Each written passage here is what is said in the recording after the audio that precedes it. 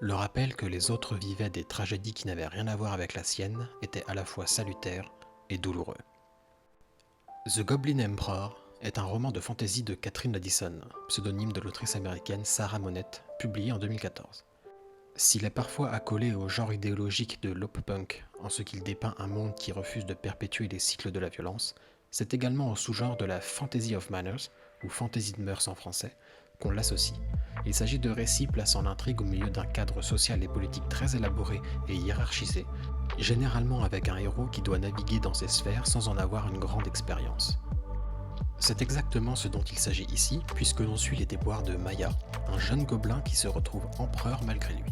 En effet, son père, un empereur elfe, et ses demi-frères sont tous malencontreusement tués dans un accident de dirigeable, ce qui le propulse, lui, le paria bâtard né d'une mère gobeline, comme seul héritier encore vivant capable de régner. Or, il n'a jamais mis un pied à la cour et est, en plus de sa criante incompétence dans les sphères politiques, d'une race que ses congénères méprisent au plus haut point.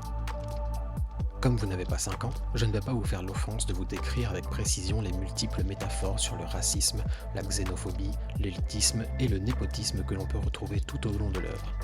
Sachez juste qu'elle raconte l'histoire d'un adolescent qui va tenter d'offrir à son monde une autre façon de régner. Si vous êtes anglophone, car le livre n'a pour l'instant pas été traduit en français, et que vous cherchez une alternative à la fantaisie épique, vous devez vous plonger dans ce livre.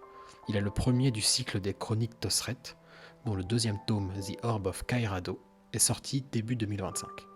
Il existe également une autre série de 3 livres se déroulant dans ce même univers et formant la trilogie des cimetières d'Amayo, The Witness of the Dead, The Grief of Stones et enfin The Tomb of Dragons. Pour d'autres recommandations littéraires ou culturelles, rendez-vous sur le blog vagabondcosmique.fr ou sur la page Instagram du même nom.